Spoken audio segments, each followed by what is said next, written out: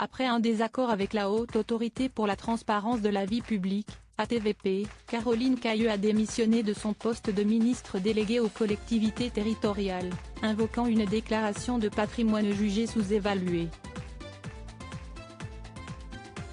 Suite à ma déclaration de patrimoine, la Haute Autorité pour la transparence de la vie publique m'a indiqué qu'elle l'estimait sous-évaluée, a-t-elle révélé dans un communiqué, après une première déclaration de l'Élysée qui confirmait la relevée de ses fonctions à sa demande.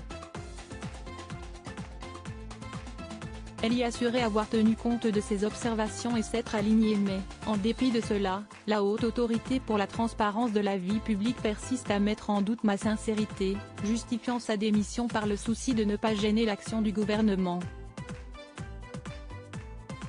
En coulisses, certains politiciens s'amusent de ce passage éclair au pouvoir.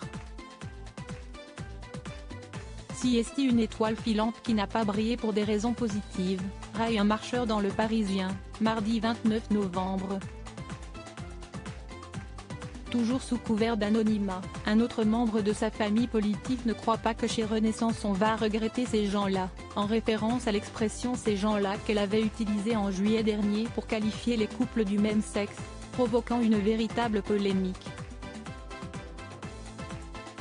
Remaniement d'Emmanuel Macron, découvrez les ministres du gouvernement Borne l'embarras au sein de la majorité après l'annonce du départ de Caroline Cayeux. Un conseiller d'Emmanuel Macron concède que ces temps ne sont pas glorieux pour la majorité présidentielle, épinglé par 2 enquêtes du parquet national financier portant sur l'intervention des cabinets de conseil, dont McKinsey, dans les campagnes de 2017 et de 2022 de l'actuel chef d'État.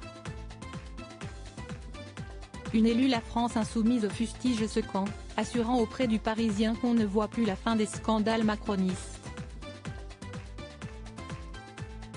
Article écrit en collaboration avec 6 médias.